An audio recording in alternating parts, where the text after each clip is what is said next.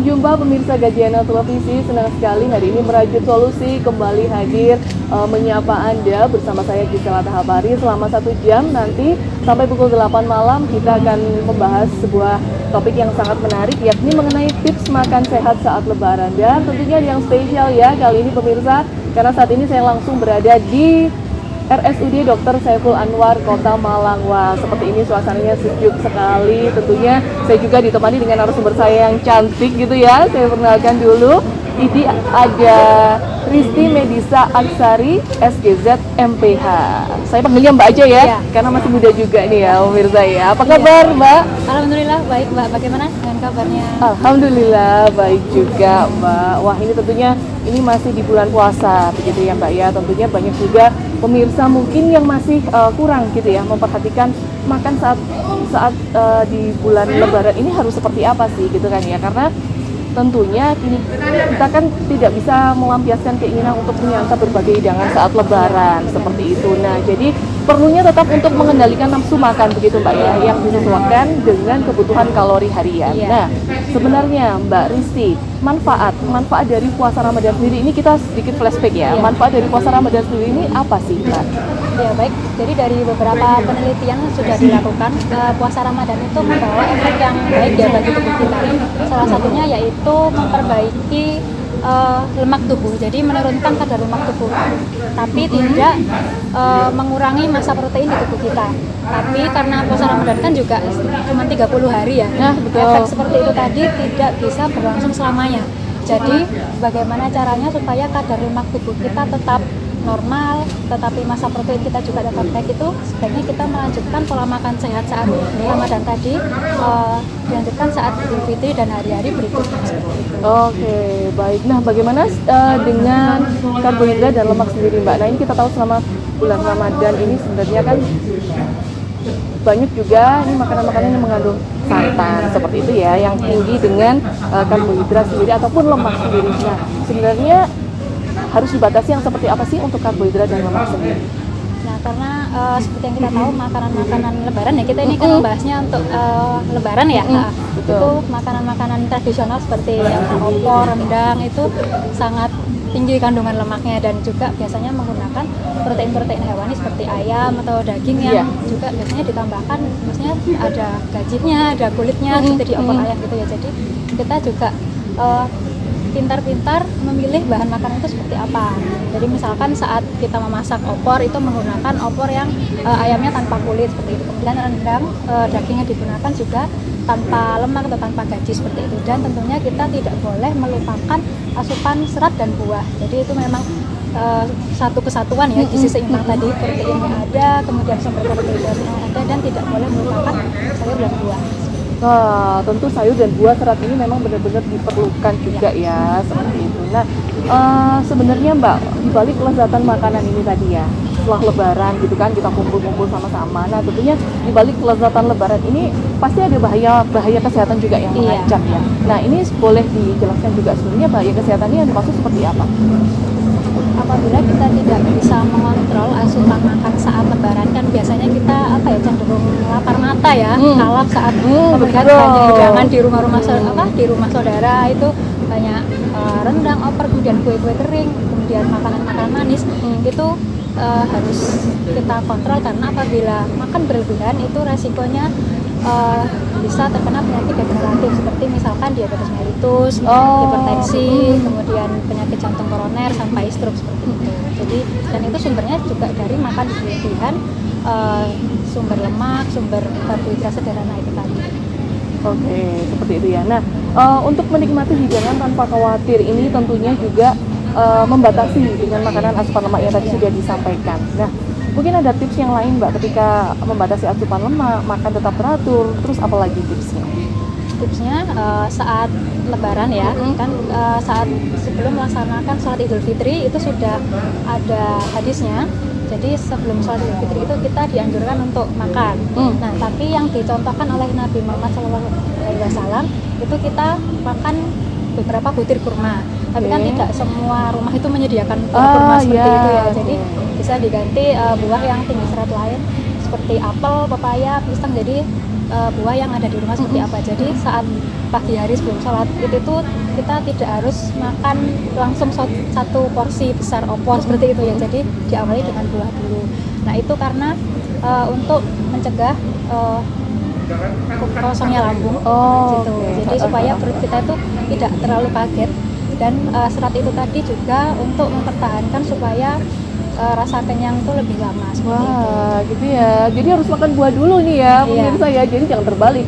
Makan yang kenyang dulu baru makan buah gitu ya. Jadi harus makan buah terlebih dahulu baru bisa makan makanan besar yang lain. Nah, untuk aktif bergerak sendiri. Nah, aktif bergerak sendiri ini yang seperti apa sih Mbak? Apakah memang cukup hanya bergerak di tempat aja? Ini sudah yang dikatakan namanya berolahraga, ataukah memang kita harus dengan durasi tempo yang lama gitu baru bisa dikatakan olahraga?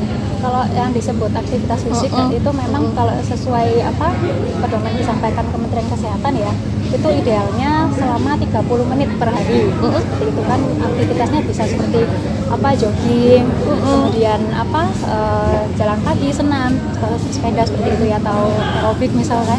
Tapi kalau saat hari raya, apalagi saat kita mudik kan juga kadang waktunya tidak ada ya untuk melakukan olahraga seperti itu. Jadi kita bisa mengakalinya dengan misalkan waktu bersilaturahmi ke rumah saudara itu jalan kaki seperti itu. Atau misalkan membawa kendaraan itu bisa memarkir kendaraan agak jauh dari rumah saudara kita. Jadi jalannya diperbanyak frekuensinya, durasinya seperti itu. Kemudian saat kita sudah kembali dari kunjungan silaturahmi kan ada nih waktunya di rumah ya, bukan istirahat sebentar, itu bisa juga dilakukan semacam senam-senam sederhana, senam-senam ringan gitu ya, stretching, pemanasan. Dan itu kita juga bisa mencontoh dari video-video di YouTube ya, kan banyak tutorialnya juga. Tutorial olahraga sederhana itu bisa dilakukan di rumah seperti itu. Jadi memang tidak harus olahraga yang berat ya, seperti jogging itu kan agak berat kalau dilakukan saat hari raya. Jadi yang sederhana seperti itu. Baik. Tentunya aktif bergerak itu sangat perlu gitu ya. Ayo bagi pemirsa di rumah yang masih malas bergerak nih, sekarang mulai hidup sehat gitu ya. Kalau tadi makanannya sudah diperhatikan, asupan gizinya sudah diperhatikan, geraknya gitu ya. Geraknya juga harus mulai diperhatikan, hidup sehat. Nah, tadi Mbak Risa juga sudah menjelaskan dengan mengawali makanan yang berserat tinggi, sayur-sayuran gitu ya. Nah, sebenarnya sayur-sayuran atau buah-buahan apa saja sih Mbak yang dianjurkan gitu ya? Yang dianjurkan untuk memenuhi kesehatan kita ini selama di bulan Lebaran? Sebenarnya apabila tidak ada kondisi khusus seperti penyakit ginjal atau asam urat, itu buah dan sayur apa saja diperbolehkan. Kan buah dan sayur ini memang tinggi sekali kandungan vitamin dan mineralnya, dan tentunya serat ya. Nah, ini perlu kombinasi dari berbagai jenis buah dan sayuran agar kebutuhan vitamin mineralnya tuh terpenuhi secara lengkap. Jadi kita tidak bisa misalkan menganggap buah pisang nih paling tinggi seratnya, paling tinggi vitaminnya, tidak bisa. Itu harus dikombinasikan, dan sesuai dengan pedoman isi piring itu juga kita harus makan berbagai variasi. Jadi semakin baik isi piring kita, semakin lengkap, semakin berwarna, itu semakin membawa manfaat yang baik bagi tubuh kita. Berarti yang apapun buahnya diperbolehkan gitu ya. Asalnya berwarna-warni begitu ya. Jadi bervariasi begitu ya. Asalkan tidak dalam kondisi penyakit tertentu ya, karena memang ada buah dan sayur yang dibatasi untuk kondisi penyakit tertentu. Nah, ada beberapa juga ini masyarakat mungkin yang kurang menyukai buah tertentu seperti itu Mbak. Mungkin ada yang kurang suka dengan buah apel atau seperti apa. Nah, ini sebenarnya harus digantikan dengan buah apa sih ketika tidak menyukai satu jenis buah tertentu? Buah kan sebenarnya ya, kita sudah ketahui banyak ya jenisnya. Jadi ada seperti semangka, bisa melon, kemudian buah yang tinggi serat lain itu seperti jambu, bisa dari stroberi, kiwi itu. Tapi yang paling mudah ditemukan di masyarakat tuh seperti pepaya, pir, itu juga bisa. Jadi menyesuaikan ketersediaan di rumah dan ketersediaan di sekitar juga di pasar itu seperti apa. Jadi memang tidak ada pembatasan ya, seperti itu. Banyak pilihan buah yang kalau saya rasa sih jarang ada orang yang sama sekali tidak suka buah. Maksudnya pasti ada alternatifnya. Ya. Kalau semua buah apa memang mengandung serat ya? Iya, Semua buah mengandung jadi serat ya? memang sumber serat yang utama itu dari buah dan sayur. Tapi untuk kandungan mineral dan apa, vitaminnya juga berbeda-beda ya. Tapi utamanya memang serat itu ada di sayur dan buah. Oke, ya. Kalau untuk sayur sendiri, ketika banyak masyarakat juga ada juga yang tidak menyukai sayuran, gitu ya. Ini sebenarnya harus digantikan buah aja sudah cukup dengan buah yang juga sama-sama mengandung serat, ataukah memang ada jenis variasi sayuran lainnya yang bisa dikonsumsi? Variasi, nah ini memang apa agak tricky ya, maksudnya agak susah-susah gampang nih kalau Betul. nggak suka sayur. Karena gini sebenarnya sayur itu ya tadi merupakan sumber serat tapi tidak bisa digantikan sepenuhnya oleh buah. Karena buah itu ada namanya kandungan fruktosa. Nah ini tuh sebenarnya apabila dikonsumsi terlalu banyak juga bisa meningkatkan kadar gula darah, tapi juga tidak se ekstrim itu naiknya. Jadi memang lebih porsinya diutamakan sayur dulu baru buah. Nah kalau misalkan nggak suka sayur itu bisa di apa cara pemasakannya yang berbeda ya. Misalkan nggak suka sayur bayam gitu, itu bisa dimasukkan mungkin ke dalam nugget, itu bisa diolah menjadi apa seperti rolado, mungkin dimasukkan gitu ya. di apa jadikan lapisan di antara ayamnya gitu, itu bisa. Jadi cara memasaknya sih yang perlu kreatif ya agar orang itu semakin tertarik dan makin berminat untuk mengkonsumsi sayur. Betul, apalagi kalau sudah dicampur gitu nggak tahu ya. Kalau dalamnya ada sayurnya gitu kan, ternyata yang dimakan udah adalah sayuran. Terus ya ada satu lagi nih Mbak, selain dimasuk apa cara masakan berbeda, juga bisa dicampur dalam jus buah. Jadi kan sekarang itu juga banyak ya campuran antara jus buah dan sayur. Jadi biar sayurnya tidak terlalu terasa apa kelangunya, itu bisa dicampur dengan buah-buah yang cita rasanya lebih manis. Jadi misalkan apa apel dan nanas dicampur dengan bayam itu bisa. Oh, bisa juga ya. Jadi itu untuk apa upaya meningkatkan asupan serat ya kalau misalkan tidak berminat makan dalam bentuk sayur gitu. Jadi bayamnya ya bayam mentah gitu ya Mbak ya? Atau memang udah direbus dulu terus baru jadi satu? Ada beberapa apa kalau kita lihat di berbagai apa referensi itu bisa dicuci kemudian di blender atau juga direbus itu juga bisa. Oh, seperti itu. Wah, ini menarik sekali ya tipsnya dari Mbak Rizky ini ya. Jadi mengkombinasikan antara buah dan sayur seperti itu tentunya untuk menjaga kesehatan tubuh Anda juga. Wah, nanti kita akan sambung lagi di segmen berikutnya pemirsa. Jangan kemana-mana, tetap di Merajut Solusi.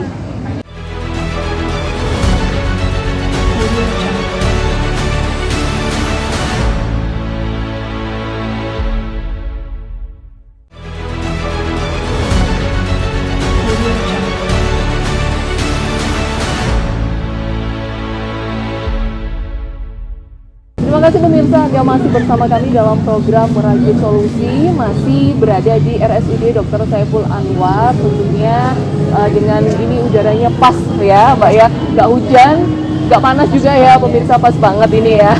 Oke, kita mau lanjut lagi, masih sama Mbak Risti Medisa Aksari SGZ MPH, tentunya membahas tips makanan sehat saat lebaran. Nah, kita lanjut lagi ini Mbak, tadi kita sudah berbincang masalah buah dan sayur gitu ya yang dikombinasikan untuk kesehatan. Nah, tentunya dalam lebaran ini juga, ini mengapa sih sebenarnya kita harus memperhatikan kandungan lemak gitu ya pada makanan, khususnya di saat momen lebaran ini, seperti apa?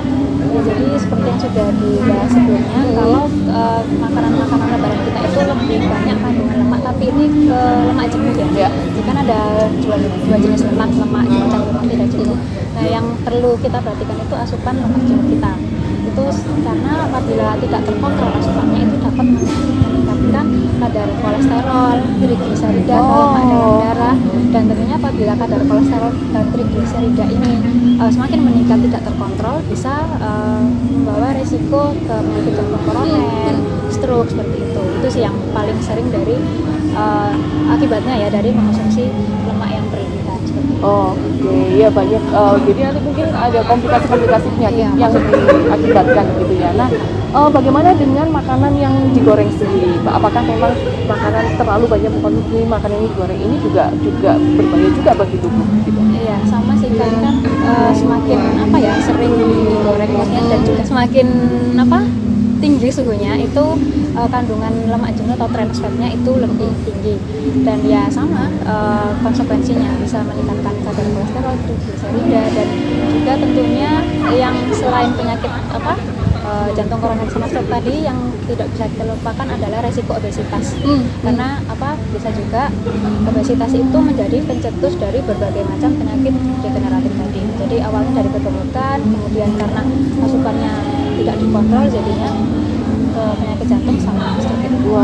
Diabetes juga bisa. Jadi metabolisme lemak itu apabila metabolismenya tidak baik, jadi efeknya sangat banyak ke tubuh kita.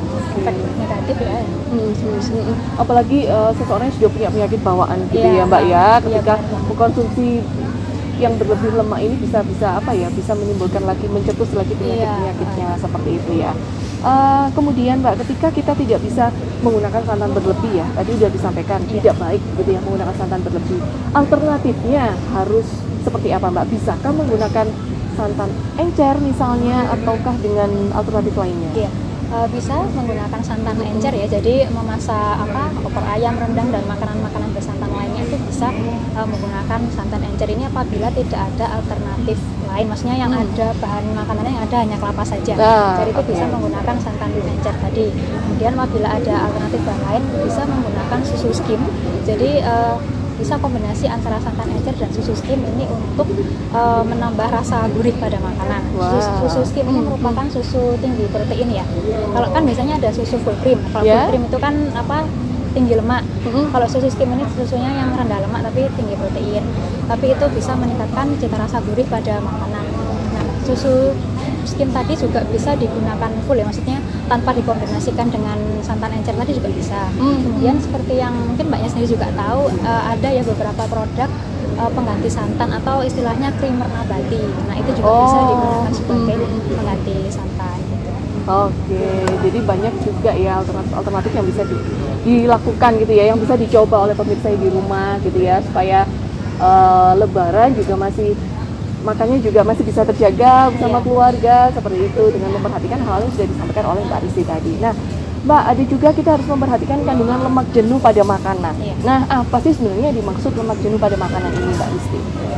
Ya. Jadi lemak jenuh tadi itu berasal dari proses pemasakan sumber-sumber lemak, misalkan santan tadi yang terlalu lama, kemudian hasil dari penggorengan yang terlalu lama dan suhunya tinggi juga seperti itu bisa menghasilkan lemak jenuh. Dan dari bahan-bahan seperti mentega, kemudian margarin itu juga salah satu sumbernya lemak jenuh. Dan kalau makanan-makanan Lebaran seperti lontong, sayur, opor, rendang itu kandungan lemak jenuh juga cukup tinggi ya. Jadi dari data yang dihimpun dari situs Fat Secret, itu merupakan situs yang bisa mengetahui kandungan gizinya makanan. Nah itu kandungan lemaknya dari sepiring lontong sayur itu sekitar 21%. Sebenarnya kalau sebenarnya jumlah proporsi lemak harian kita, maksudnya untuk asupan keseluruhan itu proporsi normalnya adalah 15-25%.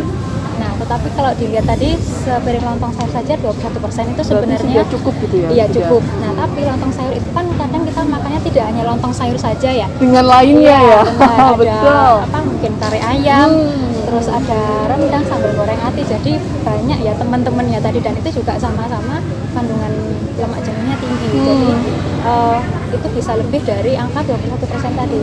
Bahkan bisa juga mungkin sekitar 30% lemak dalam satu piring lengkap lontong sayur, rendang, opor itu tadi. Wah, betul sekali. Jadi ya. apabila memang tidak dikontrol, kita tidak bisa menakar sendiri asupannya yang kita makan, itu ya efek jangka panjangnya akan muncul. Oke, mungkin tidak bisa dirasakan sekarang gitu ya, tapi efek jangka panjang itu tadi. Nah, Mbak Risti, tidak hanya makanan bersantan saja nih biasanya saat Lebaran, namun juga kadang yang sudah bersantan dan pedas lagi Mbak, atau yang terlalu kecut lagi Mbak. Nah, sebenarnya ini dengan makanan yang pedas dan makanan yang terlalu asam, nah ini sebenarnya harus seperti apa batasannya? Oh iya, ini belum disampaikan sebelumnya ya. Kalau efeknya makan makanan berlemak tadi, kalau jangka panjangnya kan bisa ke penyakit jantung koroner, stroke, hipertensi. Nah, kalau jangka pendeknya itu bisa mengakibatkan mual, bisa. Jadi kebanyakan makan makanan-makanan berminyak, makanan-makanan yang berlemak tadi bisa mengakibatkan mual. Kemudian tukak lambung itu juga bisa. Jadi nyeri perut, nyeri lambung itu juga bisa seperti itu. Nah, kalau dibarengi dengan konsumsi makanan yang pedas dan rasanya asam itu bisa mengakibatkan nyeri perut juga bisa, dan itu biasanya efeknya nggak menunggu sebulan ya, tapi kadang dalam waktu Waktunya singkat gitu ya? selang beberapa jam atau 24 jam besoknya aja kadang bisa diare atau nyeri perut kayak gitu. Dan itu juga meningkatkan asam lambung kita gitu. Wah gitu ya, ya jadi banyak sebetulnya yang memang perlu diperhatikan gitu ya, yang memang perlu diperhatikan pemirsa saat mengkonsumsi. Sebenarnya boleh gitu Mbak ya, mengkonsumsi boleh, cuman memperhatikan juga mungkin jumlahnya gitu ya, kuantitasnya yang masuk ke tubuh itu ya Mbak ya. Nah kemudian Mbak Risti, cara menyajikan makanan di saat Idul Fitri ini adalah juga menggunakan bagian yang daging yang rendah lemak ya, daging yang rendah lemak. Nah ini sebenarnya seperti apa sih Mbak? Harus seperti apa daging yang rendah lemak ini, maksudnya seperti apa? Jadi saat kita misalkan mau masak sendiri ya, makanan-makanan lebaran, misalnya mau masak opor gitu ya. Nah opor kan bahan utamanya ya ayam ya, itu kita bisa memilih bagian-bagian yang lebih sedikit kandungan lemaknya. Jadi misalkan untuk ayam menggunakan bagian dada gitu. Tapi kalau misalkan kita masak dalam jumlah besar kan pasti pakai satu ekor ayam utuh ya. Nah, itu kalau untuk bagian paha itu bisa dihilangin kulitnya seperti itu. Jadi untuk ayam bisa dihilangkan kulitnya atau lebih banyak memakai di bagian dada ayam. Dan kalau untuk daging sapi kita bisa saat belanja di pasar bisa memilih yang bagian tanpa lemak atau tanpa gaji, jadi murni daging gitu ya, atau menggunakan bagian khas luar atau sirloin seperti itu. Oke. Wah sebenarnya yang makanan-makanan yang dilarang ini yang enak gitu ya, Mbak Risti ya sebenarnya ya. Tapi ya itu tadi kalau berlebihan efeknya ya. Jangan makan yang berlebihan seperti itu ya. Oke. Mbak Risti, ini saya juga pernah mendengar beras merah gitu ya, ketupat beras merah gitu ya. Nah sebenarnya apakah memang ketupat beras merah ini dianjurkan atau ada apa di balik beras merah itu? Wah ini mungkin pemirsa juga penasaran ini, bisa dijelaskan Mbak Risti? Kalau yang kita tahu pada umumnya kan ketupat atau lontong itu bahannya ya dari beras putih ya. Jarang banget memang ada yang ketupat tuh beda warna menjadi ternyata ada solusi atau alternatif bagaimana cara meningkatkan asupan serat kita, memperbaiki nilai gizi dari makanan lebaran kita itu salah satunya dengan memodifikasi sumber karbohidratnya, yaitu dari lontong atau karbohidrat yang dibuat dengan bahan dasar beras merah. Jadi beras merah ini sendiri kan saat kita mengonsumsinya sebagai nasi biasa ya, nasi beras merah biasa itu kandungan seratnya sudah tinggi, kandungan vitaminnya juga sudah tinggi. Nah ini bisa dimodifikasi dengan dibuat lontong atau ketupat. Itu bisa meningkatkan kandungan serat, vitamin, dan karbohidratnya juga karbohidrat kompleks, bukan karbohidrat sederhana. Jadi karbohidrat kompleks ini memang kandungan seratnya lebih tinggi dan dia juga tidak cepat menaikkan kadar gula darah di tubuh kita. Jadi ini juga pilihan yang bagus untuk para ibu bapak dan teman-teman yang mungkin menderita diabetes mellitus. Jadi ada penderita khusus yang memang membutuhkan beras merah, makanan yang beras merah seperti itu karena ya. tidak cepat menaikkan kadar gula darah seperti itu. Nah, ketika nasi beras merah ini mungkin dengan lebaran dikombinasikan dengan opor yang bersantan, ini nggak apa-apa berarti ya Pak ya? Nggak apa-apa, bisa setidaknya ini bisa meningkatkan nilai gizinya, memperbaiki nilai gizinya seperti itu. Jadi tidak hanya dari karbohidrat sederhana saja seperti nasi putih itu kan sebenarnya karbohidrat sederhana ya, karena dia cepat diserap oleh tubuh. Nah ini alternatifnya bisa dari ketupat beras merah tadi dan tidak mengubah cita rasa. Mungkin bagi orang tidak terbiasa agak sedikit aneh, tapi kalau dicoba itu insya Allah bisa rasanya tetap enak. Ya itu tergantung kebiasaan mungkin ya Mbak ya. Nah Mbak, ketika lebaran ini sudah makanannya udah komplit ya, udah ada makanan besar gitu tadi. Ada juga kue kering ini Mbak. Lah pastinya pemirsa di rumah juga sudah mulai menyajikan ini ya, sudah mulai menyiapkan kue kering gitu ya. Banyak sekali, ada nastar, ada kastengel, enak-enak. Nah sebenarnya batasan untuk mengkonsumsi kue kering atau kue manis saat lebaran ini seperti apa yang dianjurkan untuk tetap menjaga kesehatan tubuh? Jadi ya seperti yang disampaikan sama Mbaknya tadi, bahwa kue kering ini tidak bisa dilupakan dari makanan Idul Fitri. Selalu ada saat mengunjungi rumah siapa gitu pasti selalu ada kue kering dari yang lain di rumahnya. Nah ini meskipun memang bentuknya kecil-kecil, tapi kita makan itu kayaknya nggak cukup kalau sampai satu aja gitu kan nggak Betul, cukup apalagi ya. cuma ini aja, belum yang lain gitu ya. Padahal, Belum jenis lainnya. iya benar, padahal di balik bentuk yang kecil itu ternyata kandungan lemaknya itu lemak dan karbohidratnya itu cukup tinggi. Jadi misalkan untuk satu buah kue kastengel aja itu meskipun kalorinya atau jumlah energinya itu kecil cuma 21 kalori, ternyata kandungan lemaknya itu cukup tinggi, sekitar 47%. Padahal yang kita bahas tadi kan proporsi lemak dalam asupan harian kita kan cuma maksimal 25%, ini aja 47%. Itu cuma satu aja. Satu jenis kastengel aja ya. Nah, nanti kita bahas kue kering yang lain ini Mbak, ada kandungan apa saja sih? Nah, sebetulnya pembatasannya atau asupannya harus seperti apa? Kita akan sambung lagi pemirsa, jangan kemana-mana, tetap di Gajana Televisi.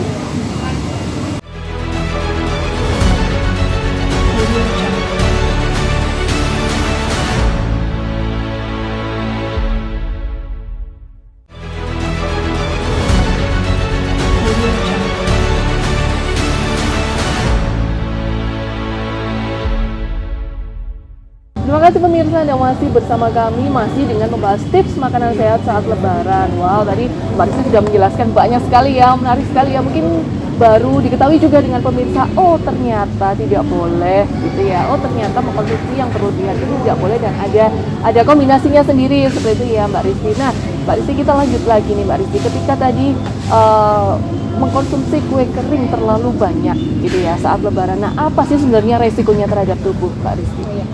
Kandungan dari kue kering tadi kan memang tinggi lemak dan karbohidrat sederhana ya. Ini resikonya yang paling mudah dilihat itu adalah obesitas atau kegemukan. Dan obesitas ini apabila kita tidak segera mengontrolnya dengan memperbaiki asupan kita, dengan memperbaiki pola makan kita, dan efeknya juga bisa ke penyakit degeneratif atau penyakit metabolis lainnya seperti diabetes mellitus, stroke, hipertensi seperti itu. Nah, kemudian selain itu ada juga dari penelitian yang dilakukan di Amerika, dari 1.000 orang partisipan, ini sebagian besar pria berusia di bawah 45 tahun, bahwa ternyata mengonsumsi bahan makanan yang tinggi lemak, salah satu contohnya dari kue kering atau biskuit tadi ya, itu ternyata bisa mempengaruhi kemampuan memori atau kemampuan ingatannya seperti itu. Gitu ya? Jadi itu efek jangka panjangnya ya, efek jangka panjang. Jadi memang apabila kan obesitas juga sudah pasti kandungan lemak di dalam tubuhnya, kolesterol, trigliseridanya itu tinggi ya, itu ternyata bisa berefek juga ke kemampuan mengingatnya, kemampuan daya ingat seperti itu. Jadi lebih sering pelupa gitu ya nanti ya. Oh, ternyata juga hal-hal ini juga karena asupan gitu ya, karena asupan makanan kering, kue kering seperti itu ya pemirsa. Nah, untuk ini sendiri Mbak, tadi disebutkan adalah pria. Kalau wanita seperti apa untuk resikonya? Kalau wanita, kalau dari penelitian yang saya baca itu memang efeknya lebih banyak ke pria kalau yang soal ingatan tadi. Tapi kalau yang wanita sih larinya ke yang obesitas itu tadi, kegemukan itu. Jadi diawali dari berat badan berlebih dulu, kemudian status gizi itu kan normal, kurus normal, berat badan berlebih dan obesitas. Nah, tidak berlebih tidak terkontrol asupannya bisa mengakibatkan berat badan berlebih, tidak diimbangi dengan olahraga bisa mengakibatkan obesitas itu tadi. Jadi itu efek yang paling kelihatan dari obesitas tadi. Kemudian ada juga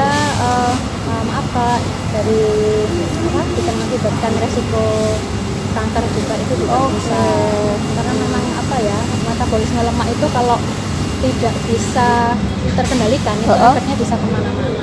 Jadi bisa memicu sel-sel radikal bebas itu juga bisa seperti itu. Ya. Kalau untuk obesitas sendiri, Mbak, ini tidak hanya dewasa saja ya. Sekarang ini anak-anak pun sudah mulai menderita yang namanya obesitas. Nah, ini sebenarnya mengapa sih Mbak, anak-anak ini kok sudah bisa, masih kecil gitu ya, anak-anak kok sudah bisa obesitas? Kalau misalkan untuk anak-anak sendiri itu memang ada yang dari genetik, itu juga ada bisa yang dari saat ibunya hamil itu ibunya menderita diabetes gestasional atau diabetes kehamilan. Ini jadi bayinya itu memang ada juga yang sudah besar sejak di dalam kandungan. Jadi waktu lahir itu berat badannya sampai 4.000 gram atau 4 kilo ya, 4 kilo. Jadi saat giant baby, jadi saat lahir itu memang sudah gede seperti itu. Itu bisa. Tapi kalau itu kan memang karena maksudnya bukan karena dari asupan makanan ya, memang karena kondisi dari bawaan darinya seperti itu maksudnya tidak perlu diet saat usia 0 sampai 6 bulan tidak perlu, karena ya cukup diberi ASI saja. Tapi dan saat itu pemberian makanannya selama masa makanan pendamping ASI atau MPASI itu disesuaikan dengan pedoman yang dikeluarkan oleh WHO, itu memberikan makanan 4 bintang itu bisa, jadi dikontrol berat badannya seperti itu. Ini bukan mengurangi ya, tapi lebih bagaimana caranya supaya masuk dalam batas normal seperti itu. Kalau misalkan sudah bisa makan makanan biasa atau makan makanan keluarga, nah itu ibunya juga perlu memperhatikan asupan yang masuk. Jadi misalkan snack-snack itu tidak boleh yang tinggi kalori, maksudnya tinggi kalori di sini yang manis-manis ya, yang ciki-ciki, coklat. Itu biasa anak kecil suka tuh Mbak yang seperti itu. Jadi memang pintar-pintar ibunya memilih bahan makanan atau camilan apa saja yang diberikan ke anaknya. Jadi juga tidak boleh dibiasakan anak nangis sedikit diberi permen, anak nangis sedikit diberi coklat. Supaya diam gitu ya, diam, sokok gitu ya. Ya itu tidak boleh dibiasakan seperti itu. Dan juga bisa dibiasakan aktivitas fisik itu juga harus ya, meskipun saat anak-anak, maksudnya di sini bukan olahraga ya, aktivitas fisik anak-anak ya. Jadi misalkan aktif bermain, jadi tidak hanya menonton TV saja, menonton video di YouTube saja, tidak boleh sebaiknya seperti itu. Jadi lebih banyak aktivitas bermain, dan itu tentunya juga untuk mengatur keseimbangan makanan yang masuk dan yang dikeluarkan itu seperti apa. Seperti itu ya. Jadi mungkin anak-anak sekarang sudah mulai obesitas seperti itu ya, tipsnya tadi ya dari Mbak Risti untuk orang tuanya yang pintar-pintarnya gitu ya Mbak ya. Cara mengatur pola makan, pola hidup sehatnya anak-anak seperti itu. Nah, Mbak Risti ini masih terkait dengan hidup sehat di Lebaran ini ya, Idul Fitri ini. Bagaimana dengan makan yang teratur? Ini perlukah tetap harus menjaga makanan yang teratur, Mbak Risti? Kalau makan teratur sendiri itu kan yang kita sudah biasa lakukan ya, kan 3 kali makan besar pagi, siang, sore, dan kalau ada jam camilan atau jam snacking ya namanya itu 2 kali di sela-sela makan utama. Nah kalau kita selama hari raya Idul Fitri, dan itu kan saatnya kita bersilaturahmi ke rumah saudara-saudara, mudik itu memang ada kalanya tidak terkontrol tadi jam makannya tadi. Tapi kita harus mengontrol diri kita sendiri, bisa menanamkan ke diri kita sendiri bahwa makanku harus teratur, tetap pagi, siang, sore gitu. Dan dan jam camilannya pun kita juga harus taat gitu loh Mbak. Jadi misalkan kita di rumah keluarga A ini sudah makan opor misalkan, nah nanti belum yang lainnya gitu ya, makan lagi padahal gitu ya. itu jaraknya misalkan kita makan opor tadi jam 8 nih di keluarga A, terus kita ke keluarga B pindah disuruh makan lagi, itu padahal masih jam 9, itu kan belum ada selang waktu 3 jam ya itu. Nah maksudnya itu yang tidak boleh makan dalam jumlah banyak dan dalam waktu yang berdekatan tadi itu. Jadi memang disiasatinya dengan makan dalam porsi kecil tapi sering gitu. Jadi apalagi ini cocok banget diterapkan saat Idul Fitri ini ya. Dan makannya sedikit-sedikit tapi memang frekuensinya yang agak sering gitu. Ya berarti memang harus butuh waktu 3 jam gitu ya durasinya ya. Iya, jadi kan misalkan kalau hari biasa nih saat kita tidak puasa ya, itu makan kita sarapan misalkan jam 6, terus kan jam 9, jam 10 itu kan sudah agak lapar gitu ya, pengen nyemil apa nih gitu kan. Nah itu bisa kita boleh makan camilan. Nah tentunya dipilih camilannya yang sehat ya, misalkan buah, jus. Nah tapi kalau pas liburan Idul Fitri ya boleh makan kue kering gitu, makan biskuit gitu boleh.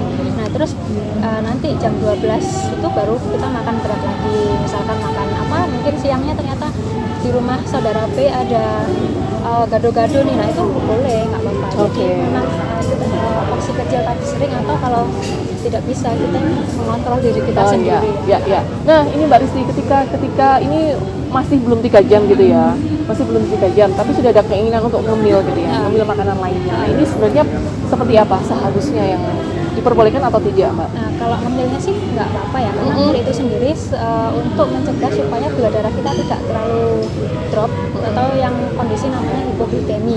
Nah ngemil itu tadi meskipun saat Idul Fitri atau hari biasa pun juga kita memperhatikan jenis camilannya seperti apa.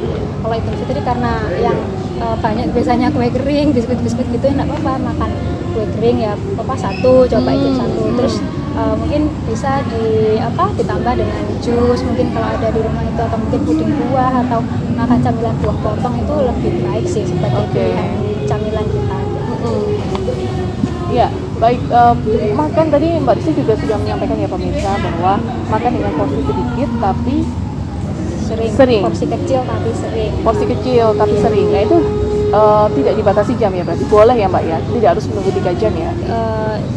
Kalau gini Mbak, jadi kan kita makan kan ya maksudnya kita hidup kan 24 jam ya. Nah misalkan hitung aja, anggap aja kita tidurnya jam 9 malam. Nah jadi dalam jam 7 sampai jam 9 malam itu tadi kita bisa perhitungan sendiri mudahnya ya tiap 3 jam itu tadi 2 sampai 3 jam tadi. Jadi dan dalam porsi kecil tadi sering tadi balik lagi harus membatasi porsi dan jenisnya yang kita makan itu seperti apa. Jadi lebih baik mengonsumsi porsi kecil tapi sering daripada mengonsumsi satu kali makan tapi langsung porsinya besar seperti itu, karena kalorinya juga lebih tinggi yang satu kali makan dalam porsi besar. Oke, baik. Wah, ini makin menarik ya pemirsa, makin ke belakang gitu ya. Nanti kita masih ada satu segmen lagi terakhir gitu ya Mbak Rizky. Baik pemirsa, kita masih ada satu segmen lagi untuk Anda, jadi jangan kemana-mana, tetap di Merajut Solusi.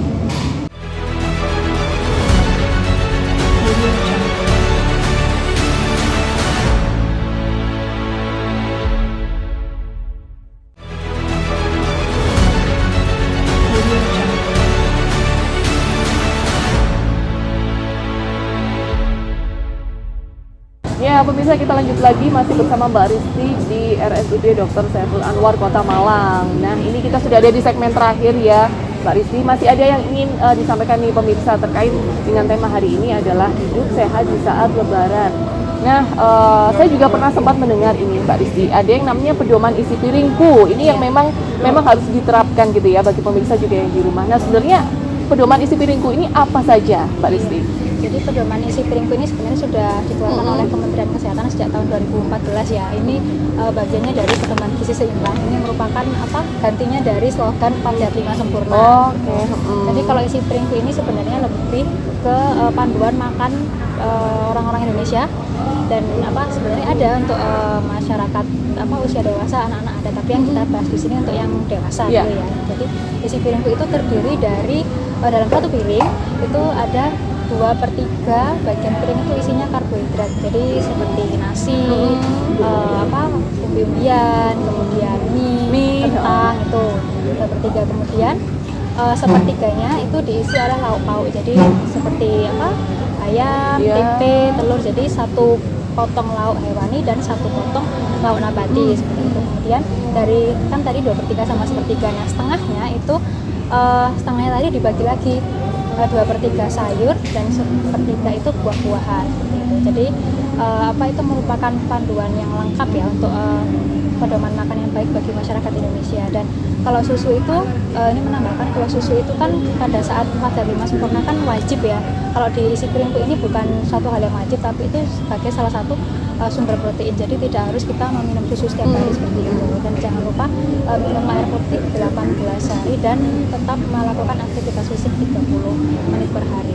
Ya itu dia aktivitas fisik yang terakhir itu ya Mbak Rizky dan juga pemirsa. Aduh, terkadang saya pun udah mulai males juga nih ya kadang kalau udah namanya aktivitas fisik, tapi harus gitu ya, tapi harus dilakukan ya pemirsa. Ketika pemirsa sudah menjaga yang namanya asupan makanan, pola hidup sehat, tapi aktivitas fisiknya sama aja tidak dilakukan gitu ya, itu harus, jadi harus seimbang gitu. Oke Mbak Rizky, ini juga ketika kita makan dengan porsi sedikit, ini bisa menstabilkan yang namanya nafsu makan, ini betul atau tidak? Seperti apa Mbak Rizky? Oh ya, jadi karena dalam keseharian kita tidak hanya saat lebaran saja, itu memang perlu mengontrol porsi makan ya. Dan memang sebenarnya sih kalau kita ada tujuan untuk menurunkan berat badan, itu ada baiknya mengonsumsi dalam piring yang kecil. Jadi kita bisa kan kalau misalkan nasi aja udah setengahnya ini udah merasa penuh gitu kan ya, jadi kita kayaknya nasinya bisa dikurangi lagi nih, aku mending nambah sayuran aja deh atau nambah lauk aja, itu bisa.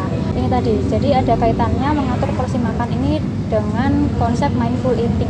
Wah, apa itu Mbak? Ya, mindful ini saya jelaskan sedikit aja karena ini memang suatu konsep yang baru mungkin ya bagi masyarakat kita secara garis besar. Mindful eating ini merupakan metode untuk makan dengan penuh kesadaran. Wah. Jadi kita tahu apa yang kita makan itu seperti apa. Jadi kita harus sadar penuh, harus paham betul bahwa kita tujuannya makan itu untuk menjaga kesehatan. Wah, oke. Kita perlu mengetahui bahan makanan yang kita makan seperti apa, cara masaknya seperti apa, kemudian porsi yang kita ambil itu seberapa gitu. Dan kita harus mengatur emosi kita saat makan seperti apa. Jadi jangan sampai kita makan dalam saat emosi kita lagi sedih atau marah, karena itu biasanya akan mengakibatkan namanya emotional eating. Jadi makannya dalam tidak terkontrol karena terpengaruh oleh situasi emosi kita gitu. Jadi makan ya diusahakan dalam keadaan happy gitu ya. Jadi kita lebih aware dengan apa yang kita makan seperti itu. Terus selain itu kita juga dalam mindful eating ini kita bisa mendeteksi kapan sih kita merasa kenyang seperti itu, apakah masih lapar atau enggak gitu. Jadi saat mengambil makanan nih ya, kita perlu tanya kepada diri kita sendiri, apakah saat ini aku lagi lapar banget atau enggak. Kemudian apakah makanan yang aku makan ini benar-benar bisa berefek baik terhadap kesehatan. Oke, betul sekali ya. Makan untuk hidup atau hidup untuk makan ini ya, Iya. Wah ya. Kebanyakan milih yang terakhir ini ya, Iya. hidup untuk makan. Wah ini harus benar-benar diperhatikan juga ya pemirsa ya. Nah, lalu bagaimana cara menerapkan mindful eating ini saat Hari Raya Idul Fitri ini Mbak Risti? Jadi saat Hari Raya Idul Fitri ini mindful eating ini apalagi pada momen-momen Hari Raya seperti ini ya. Nah itu perlu diterapkan bahwa menanamkan pada diri kita sendiri, kita harus mengontrol apa yang kita makan. Kita tahu porsinya seberapa, kemudian kita bisa tahu ya, melibatkan seluruh indera kita. Misalkan kita tahu nih ini warna makanan seperti apa, kemudian aromanya seperti apa, rasanya, tekstur makanan seperti apa, dan jadi kita juga bisa menghargai makanan itu. Oh kalau aku makannya terlalu banyak nih, kayaknya nggak habis nih, jadi mending aku kurangin aja nih porsinya. Jadi kita diusahakan tetap bisa menghabiskan makanan itu sesuai kemampuan kita kayak gitu. Jadi agar tidak terlalu banyak ngambil dan ternyata nanti justru menyisakan makanan. Itu kan juga tidak boleh ya, menyisakan makanan ya. Jadi makan sesuai porsi, sesuai kemampuan kita, dan ya insya Allah nantinya akan berefek baik pada tubuh kita sendiri. Ya, nah ada juga Mbak makan yang tidak terburu-buru gitu ya. Adakah memang harus mengunyah harus berapa kali? Nah ini sepertinya biasanya juga sering dilupakan pemirsa gitu ya. Biasanya makan udah buru-buru aja makan gitu ya, tanpa mengunyah dengan baik. Nah ini sebenarnya penerapannya seperti apa Mbak Rizky? Oh ya, jadi dalam mindful eating ini juga diterapkan makannya secara perlahan, tidak terburu-buru. Jadi kalau bisa sih dalam kondisi yang tidak terdistraksi oleh gangguan-gangguan gitu ya. Dan makannya kalau bisa ya posisi yang baik tuh makan di meja gitu. Jadi mengunyahnya secara perlahan sampai makanan itu benar-benar lumat, benar-benar halus, bisa ditelan gitu ya. Itu akan berpengaruh ke sistem pencernaan kita seperti itu. Tapi kalau seperti yang kita tahu, karena kalau Idul Fitri kan pasti banyak saudara berkumpul ya, jadi makan cepet gitu ya.